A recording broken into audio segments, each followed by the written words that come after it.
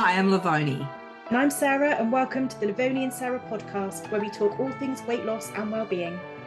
On today's episode, Sarah and I chat about how to keep weight off once you've lost, and we look at why a whopping 85 to 95% of people who lose weight gain it back within the next 2 years. We're joined by our special guest, Elaine, who has lost 80 pounds. Hi. We want to know how she keeps the weight off and how once she started to lose weight, did she keep the momentum going? Now, 80 pounds is 36 kilos, about 5.5 stone for those in the UK. Before we dive into this week's episode, let's do a quick catch up. Sarah, how has your week been thus far? Been good. I'm going to keep this really brief because we want to use our time chatting to Elaine. But the main catch up for me was I was really inspired by our conversation last week about mortified to motivated. So I've been embracing that, and I've been pushing on with projects all around the home that I've already had underway and I want to get completed. So that's been the main focus of my week. And also I've been settling back into a routine after being away. So getting back into a normal sort of cooking routine and eating in my way that I've been liking to do. The one thing I do want to pick up a bit more is I haven't, because I've been so tired since I got back, but I need to pick up on my exercise and push that up a bit more. So that's kind of the one thing I've been aware of for my week, but that's my week in a whole. What about you? I've been working on consistency because that's, I'm, consistently inconsistent. Not consistent. Yeah.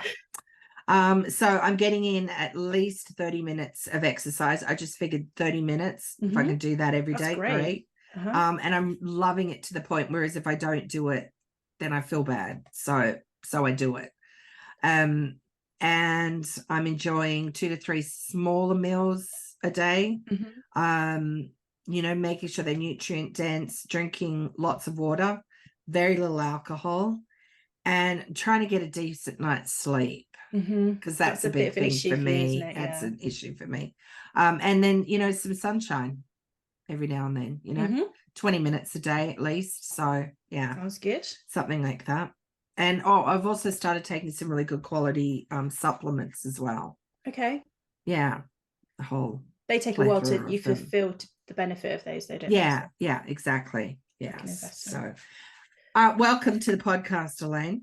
Lovely to have you here. Thank you for agreeing to come on. We have lots of questions for you. Sarah, you want to start? Okay, I think the first question, the burning question is, okay, how did you do it? That's the first thing that people are going to say. Okay, obviously we're going to go on to talk about how did you maintain it, but to start with, how did you do it? Sure, just a little bit about my journey. Well, first of all, I got up this morning and I weighed and I was down 83 pounds from my highest. But it has been a journey, and this is not just a recent journey. When I was 17 is when I first started to incorporate some healthy eating. And really what it came down to for me was what I was putting in my mouth. I was actually a very, very active, heavy kid. I did musical theater. I was a dancer. I would dance for hours a day, but I ate terrible. And when I say terrible, food was an addiction for me. I was living in New York. I would go down to the deli. I'd have 2 calzones for lunch. I just had no concept of nutrition, really, or anything on how to fuel my body appropriately. So at one point I became motivated. I started tracking. My mom had done Weight Watchers when I was a kid. So I grew up watching her struggle, but that also gave me some tools. And when I started, I was very consistent. I dropped 30 pounds in 2 months. Wow. And I know that is a lot, but I was very heavy and I had very, very bad habits. So, so 17, I started following some of the Weight Watchers protocols and their points. And I had like a little sliding scale. I don't know if you've ever done Weight Watchers, but they have a little sliding scale back in the day that they used to use. And I used to use that, and I used to track my food. And it took me about a year to lose 80 pounds. Wow. But so really you did that process of being mindful about what you actually ate was fundamentally how you started and then continued for a year. So a year, you did the full 80 in a year. Mm-hmm. The That's first good. bit, because I was so obese at the time, and because I had such bad habits, just that small modification for me. Yeah, made a massive big difference. change. Yeah, it was just a drastic change in the beginning. But more than that, I just felt amazing. And that, you know, kind of got me motivated and kept me going. But those first, being consistent, those first 2 months were critical for me. And so, and sorry, Karen. No, it's probably the same question you're going to ask. No, go carry ahead. on. I was just going to say, and how many years now have you kept that off? So I will say, and this is for anyone who feels any shame about yo-yoing in their weight, I've never gone back up the full 80 pounds, but I have gone up 30 pounds, 40 pounds, and then reeled it back in. And I've probably done that 5 times in the last 20 years. Okay. So that is normal. People who feel a lot of shame about gaining weight after losing it, if you have issues with food, there's more going on there than just the fact that you make bad choices. Yeah, right. Absolutely. Yeah, it's an emotional, it's a mental thing. Well, it's all a mental thing anyway, isn't it? Really. Yeah. You know, the ping pong game that you have in your head constantly. Yeah, I'm working on that. So that feeling that you just described, obviously, as soon as you started to lose weight, and I think anyone that's lost weight, even just a small amount, you do it, you know, quite quickly feel it within your body, don't you? Was that something that helped motivate you to keep losing weight, do you think, or was it just a bit of a side benefit, or was that something that actually you used as a motivator? That absolutely was a motivator for me. I know in some of the questions you had sent me, you kind of talked about like the driving force, right? Yeah. Behind losing weight. And full vulnerability right now, I'm going to tell you, when I was 17, my reason for losing weight in the beginning was jealousy. I had a boyfriend who cheated on me, and this girl was gorgeous. I felt so bad about myself. At 17, that was my motivation. Yeah. I know that's embarrassing, but no, I don't think so. You know, people have life experiences that kind of, it's the biggest blessing now that I look at it. Something that was so tragic at 17, such a blessing. But it's funny you say that, Elaine. That's what we talked about in last week's episode. We were talking about embarrassment and using that mortified feeling as the motivation to make the change. So that's a perfect example of what we were talking about last week. It's almost irrelevant what the situation was, wasn't it? It's the fact that was enough of a catalyst for you to get a grasp of it. Forward. Yeah. So that was my initial motivator. I think later in life, when I had gained and lost, another motivator was like being single and wanting to look good, you know. Then I had kids, and I wanted to feel good, to be able to run with my kids and to be a good mother. And if I'm not being good to myself, I'm not being a good mother to my children. And finally, I'm at the age where I'm using food and nutrition to fuel my activity. I do CrossFit. It's something I really enjoy, and that fuels me. And also because I want to have healthy bones. And as I'm going into my late 40s, I want to feel good in my skin, in my body. Right. I know that's the thing. People think, oh, you know, I'm in my 50s, I'm in my 60s, 70s, whatever. Oh, it's just too late. But it's never too late. I've worked on books where one book in particular where the woman was into her 70s, her late 70s, and it was a later thing that she was doing, bodybuilding, because that is so important. The older you get, the more important it is to make sure that your bones are strong. And the best way to do that, of course, is lifting some weights. I mean, you don't have to go out and bench press 300 pounds, but, you know, just some sort of weight to keep your muscles and your bones strong.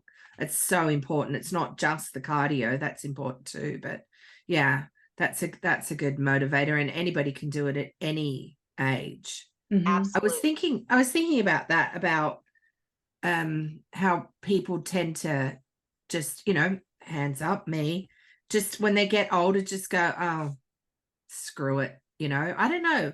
I don't think it's an intentional thing. Maybe it's just a slide into comfort thing. And then I think, why do people, you know, put on the weight as well once they've lost weight? And I think they think that the exercise and the eating healthy is something just to get them from point A to point B, and then they just go back to their normal ways. And I think, well, that needs to be considered a lifestyle. It's not a life sentence. It's something that hopefully people enjoy, because that's my thing. I'm starting to really enjoy it. I'm enjoying how I feel after exercise. I'm enjoying coming up with meals that I'm losing that whole mindset of the diet mindset, and just making sure that, yeah, am I getting veggies? I'm not eating too much of, you know, carbs or whatever.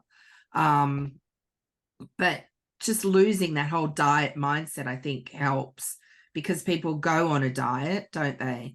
And then they restrict themselves, and then they lose weight, and then they're just like, whoa, I can just go back to how I was eating before, which, you know, I think why people put the weight back on, don't you?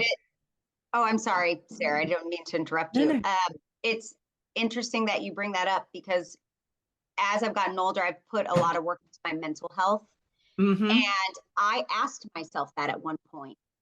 I know what to do. Why do I continue gaining weight and then having to re-lose it? And I thought to myself, I'm an addictive personality, which is why I have issues with food, but I'm also addicted to tracking and to going through the process of losing weight. So when I get to my maintenance weight, it's like, I don't know how to function, because I don't know how to function if I'm not trying to lose. And actually, I finally switched from a weight loss protocol on my Weight Watchers to a maintenance protocol. And it's the first time in 20 years I've done that. And it's helping me relearn that, like, it's okay to be in maintenance. Right. Because I mean, you know, maybe you like the challenge. Do you think that's what it is? Yeah, that challenge with that, you know, your personality type that you were describing. See, for me, I've been gaining and losing and putting on the same 20 pounds for probably 10 years. So I get to a certain point, I lose, you know, about 20 pounds, and then I put it all back on. And it's not because I think, oh, well, I've done that, because I want to keep going. I don't know what it is. I think, you know, I get all enthused at the beginning. To get bored. Yeah, that's and then maybe, then it wanes. So a lot of what Sarah and I have talked about on the podcast has been about the mental aspect of it, and consistency, and just not getting your ducks in a row, because you can start at any time. But even things such as purging, getting rid of the crap out of your house, you know, things that mentally can crowd you, just dealing with all of that. Because a lot of people, you can go on any diet, and if you haven't dealt with the emotional issues, if you're an emotional eater, if you've been through some sort of trauma, either when you're a child or, you know, as an adult, if you're not dealing with that, then you're just going to fall right back into that same pattern. And I think people don't necessarily think that. They just think, oh, I need to lose weight, I'll pick a diet. I don't know, keto, that sounds good, like eliminating whole food groups from my diet. That's sustainable. You know. But that feeling that you were just describing there, Elaine, and also you obviously way back before you started your weight loss journey, that feeling of turning to food or overeating, which obviously is a bit of a comfort, which I think, or a bit of a lazy mindset, isn't it? We've all done it, just thinking, oh, I'll worry about it tomorrow. Does that ever wash over you now still? So obviously the tracking really works, or the maintenance part really works, but are there moments or days or weeks even where it just washes back to potentially how you used to eat, and you think, I mean, obviously there has been, because you've described gaining weight, but are you conscious of that now? Because I know in my younger days when I overate, I kind of wasn't conscious about why I was doing it. Now that I've changed the way that I approach food, I'm really aware that sometimes that comes over me, and I may overeat, but at least I know the reason why I'm doing it. Does that happen to you, or does it not really? Do you think it's that bit's left you now? Oh, that happens all the time for me. It is the way you describe it, as like a conscience or subconscious thing. I am at the point where I'm pretty good about not falling into my binge behaviors. Yeah. But there are moments when I would lose the weight and I wouldn't be hungry. But something in my brain said, I want that dopamine rush. This is why people get addicted to alcohol, why people get addicted to drugs. That I would go through a Taco Bell drive-through. I'm not sure if you have them in the UK, so I apologize. But I would go through and I would get 3 burritos and I'd go back into that binging and I wasn't hungry. So that's proof right there. There's such a mental aspect. It's never hunger, is it? It's never hunger. Never. It's that rush. There's some sort of rush and you feel great in the moment. And then the next day you feel terrible and you know that, but you keep doing it. It's hard to break until, like Lovoni said, you work on that mental aspect of it. So how do you grasp that change? So how do you grasp that change? So if you find yourself in a week or something where you have done, drive-throughs every day and things, how do you now get control of that again? Because I think Lovoni and I are at the beginning of the journey and we're trying to get a control to sort of embark on this journey, whereas you're at the other end, but it sounds to me like there's still work that happens every day or, at least regularly to get you under. So how do you get control of that again? Well, it's still work, but it's also, I've learned to give myself grace. And I think one of the first things you need to do to be successful into creating a new lifestyle is there's a couple things. It can't be all or nothing. You can't say, I have to be perfect to be successful, because you're not going to be perfect. You need to be able to give yourself grace because you are going to have moments of weakness, but you can't let that derail you for an entire week. You have to learn, okay, this derailed me for one meal. And then you just need to make a conscious effort to get right back on track, either the next meal or the next day. Mindset is important, your why, and then also being patient. And so many people want that rapid weight loss. And I see it all the time. I work, in health and wellness, and I see people come in and they lose, half a pound and they're so disappointed. And the thing is, you need to be patient because weight loss, good, healthy weight loss is, anywhere from like a quarter to a pound to 2 pounds. And I'm sorry, I can't do the kilograms for you guys or the stone, but that slow weight loss is what's going to make it sustainable. And also, it's not linear. You're going to have moments where you give up. You can't allow yourself to get discouraged. So a lot of good self-talk, a lot of reminders of why I'm doing this, and also making small goals. I feel like people really go into it, I've got 100 pounds to lose. Right. Like I look at myself now and I say, man, I'm like almost 15 pounds away from losing 100 pounds. But I never thought of myself as someone who needed to lose that weight. I said, I want to lose 5 pounds. Yeah. And I would lose 5 pounds. And I said, 5 pounds seems reasonable and easy. Once I would hit that 5 pounds, I would make another small goal. All these little small goals add up to your big goal, but also help, I think, with the mindset aspect of it. That's what we've talked about too, is that if you want to save money, say for a deposit on a house or a car or something like that, you don't automatically, there's like 12 grand in my, bank account. It's, over time you save the money, and it's amazing how quickly it can accumulate.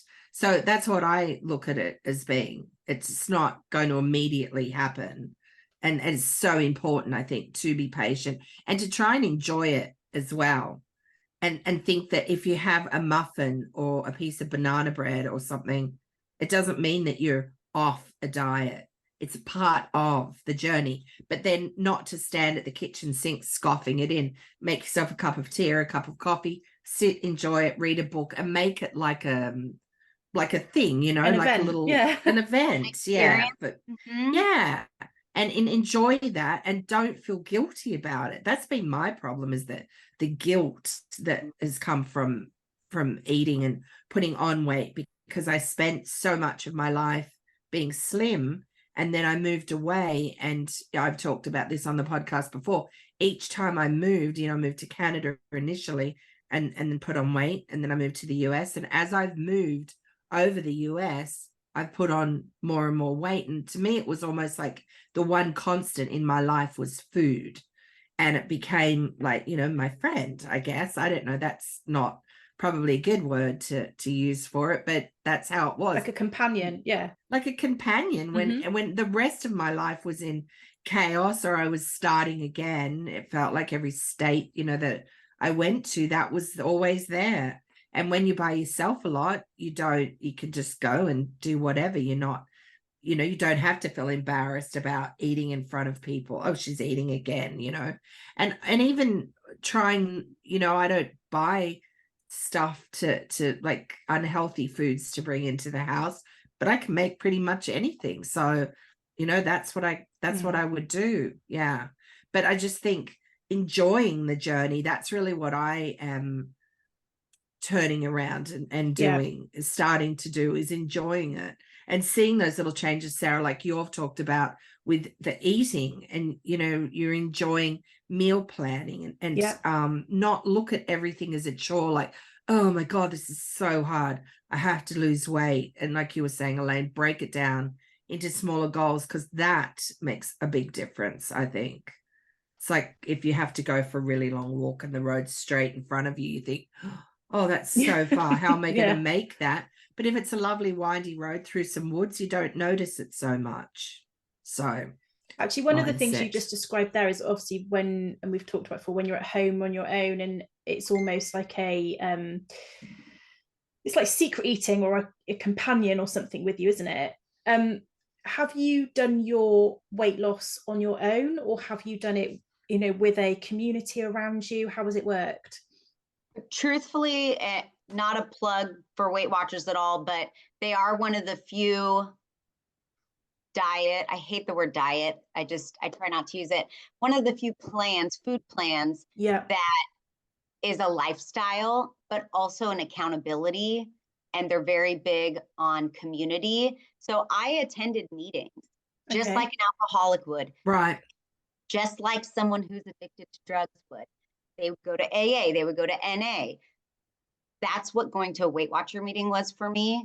It was accountability, support. Yeah. You now, like, I feel so much less shame knowing that other people have some of the same embarrassing behaviors I did. I used to hide and eat as a child. I would take food out of the fridge and I would hide and eat. So all these shameful behaviors surrounding how we deal with our food, knowing that other people also feel that way or have that experience, is very validating. Yeah, absolutely. And having support too, I think, is really important, whether it's at home or having a community like that. I know a lot of people do it on their own, but you've got pretty good support, Sarah, don't you? Yeah, absolutely. And I think the best thing is almost, for me, is being unapologetic about the journey that I'm choosing to take. So, because I genuinely don't feel like I'm on a diet, and all of my life I've been overweight and then lost weight, similar to you, Elaine. But every time I've had to put myself on a diet to do this, and it's been so overly strict, but my God, did I get it off, and I got it off fast, and it was like this amazing result, and you feel on top of the world, but inevitably it's not sustainable. So I have done things very differently this time, but I don't really feel the need to explain it. So I think that's the difference, is you can change that mindset to thinking, I've changed my lifestyle, I'm surrounding myself with people, even like the conversations Lovoni and I have, doing the podcast, having people listen to us, surrounding myself with people with a like-minded approach to it, but with no explanation and no embarrassment or justification around it. So this is just what I'm doing, and actually implementing these changes within my lifestyle to the whole family, and they're sort of coming along for the ride because it's doing them good too. So I presume you'll do the same with your food, with your cooking. It's for you and the whole family. Oh, absolutely. But I really try to.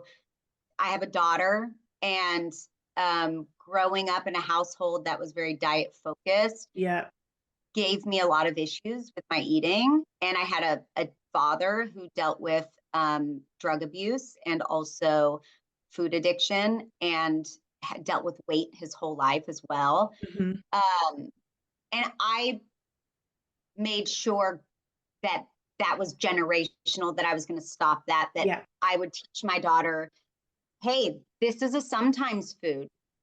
You want a piece of candy? Sure, you have one piece of candy. It's a sometimes food. Hey, this is not a protein. Bad food. Yeah, it's not a bad food. It's a sometimes food. Here is, a meal that's heavy in protein. Like my daughter now, she works out at my gym. She'll get a good workout in. She'll say, I need some protein to build my muscles. We're focusing on, look what our body can do. Yeah, right. Not what our body needs to do to be better, but like, look at what my body can achieve when I fuel it appropriately. As opposed to look what my body looks like. Rather than what it can. Because you want to feel vibrant and strong and healthy. That's so important, and I think that is a much better mindset than I look good in clothes. That's good, that's a bonus, but no, I like that. I like that a lot. Okay, Elaine, so what would you give as your top 3 pieces of advice going forward now? So from this conversation, I think that for me has been really, really interesting, and I've taken so much from that. But for anyone listening that maybe even towards the end of their weight loss journey, because maybe they've done, the biggest part of the hard work, what would your top 3 piece of advice be, either for during the journey or the maintenance for afterwards? Sure. First and foremost, be patient and give yourself grace, because it's going to be a long process, and it's a forever process. So if you give yourself grace and you're patient, you're less likely to fall off the wagon. I would say, don't be all or nothing. Find something that works for you, that you can sustain. And then most importantly, your mindset. Why do I want to make this choice? What is my why? And what is my goal? And to be focused on that. I think those are probably the 3 most important things to either start a weight loss journey or to sustain one. Yeah, that's great. I like that. And to not look at it as a sentence, nourishment, not punishment. Because, I was thinking how a lot of people in the Mediterranean, most people, I'm sure, in the Mediterranean countries wouldn't be having this conversation. I know America is like so diet obsessed that, the way that they eat and the way they move, they get activity, it's just part of life.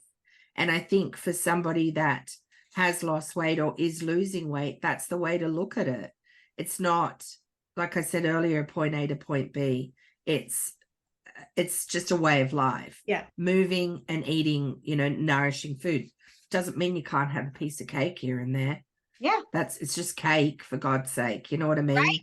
It's not like, oh God, I've had a piece of cake, that's it, it's over. I think that's the thing to really bear in mind. So on that note, Lovoni, what are you going to be cooking this week? What's on your plan? Oh gosh, well, I've got some yummy things I'm doing today. I'm making a spicy eggplant. I had to write it down.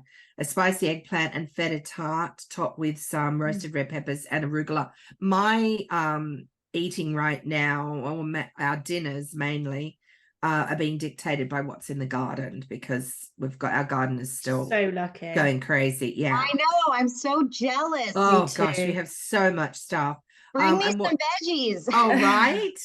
I want to do a chicken, mushroom and sage casserole, just something easy you can pop in the oven, maybe freeze it, and put it away for when you need it. That'd be good for you, Sarah, for your surgery.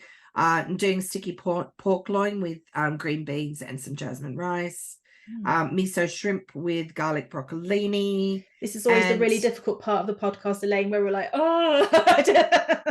And a carrot, sweet potato and ginger soup. And for the creaminess, I'm going to add some cannellini beans in there. So if you put like some white beans in a soup, if you want a smooth, creamy soup, and whiz them up, it gives you that creaminess rather than adding cream to it. So that's what I'm doing. And then my lunches I made like a little salmon salad and put some Greek yogurt in instead of mayonnaise, some 0% fat, some malt vinegar, just to give it that tang with some chopped up veggies. I'm having that on crackers for my lunch. That's pretty good. What about you, Sarah? What are you cooking? I made a vegan style sort of nachos over the weekend, which was really delicious. I really thinly sliced sweet potatoes and cooked them really sort of crispy, and then made a 3-bean and lentil chili and put it on the top. And then we had avocado, and yeah, it was really, really good. Really good. But the season is definitely starting to change here. It's definitely getting a bit chillier. So I'm going to start doing some sort of the casserole, slow cooked food. I think that's my main aim for this week. Love cooking at this time of year. And also with the things like you just described, you can put them in the oven and forget about them for a bit. They're quite good, aren't they? and then freeze them. Love doing that. What about goals? I think my goal for me is my exercise this week. I want to get consistent at some exercise, getting a bit more moving. I'm on the move a lot, but I want to do some actual sort of weight exercise and some dedicated exercise time. But what about you, Lovoni? I have one goal. I want to lose 3 pounds. Okay. So I know that might sound like a lot, but I think, no, that's just my goal. I'm going to lose 3 pounds. Okay. Yeah, I think it's achievable. Yeah. Okay. Do you have any goals before we go, Elaine? Anything that you've set your mind to each week or not? My goal this week, honestly, is not even food related. I need to get my house back in order because it is a disaster. But no, my goal is to always continue loving the journey in my health and weight loss, and to, continue working on my mental health and my mindset when it comes to things. Is there something in particular that was a favorite meal of yours that or still is, that you like to make, that's nutritious, that just gets you through? I mean, I'm embarrassed after you described all the meals that you guys are making this week. I'm a very simple cook, but again, it's fall, so I make a lot of chilies with good. I use the leanest ground chicken or ground turkey as often as possible. I food prep on Sundays. I make like an Asian stir fry with a little sesame oil and a little soy sauce, and a little ginger and some red pepper flakes. Super simple, but then I will put as many veggies in there as possible. Yeah. And I usually have a big pot of white rice in my fridge, and I know people are like, "Oh, don't eat rice." Again, can't be all or nothing. Exactly. I love a good cup of rice with a bunch of veggies and chicken, and I eat that probably every day at lunch. Nice. That's a good tip too. Well, thank you so much for joining us, Elaine. It's been honestly really, really useful, and I will remember a lot of this. Every time those doubts creep into my mind, I will remember it. But stay with us as we sign off here, though. Absolutely. Please stay with us. So join us next week for episode 37, No More Excuses, using self-discipline to achieve your goals and resist the lure of excuses. We want to thank you, Elaine, for giving us insight into your journey and sharing what you've learned. As always, thank you so much for listening. Please send us a message if there's any episode you'd like us to discuss. Visit our website, lovoniandsarah.com, for extra helpful information and delicious and wholesome recipes, always courtesy of Lovoni, and to find links to connect with us on social media. We're now on YouTube as well, with video recording all of our episodes, so you can watch us as well as listen. And remember, consistency is key, whether it's to maintaining your hard work or getting yourself underway. Change your mindset and your lifestyle will be the long-term win. See you next week. Fabulous. Bye. Thanks. Bye. Bye. Bye.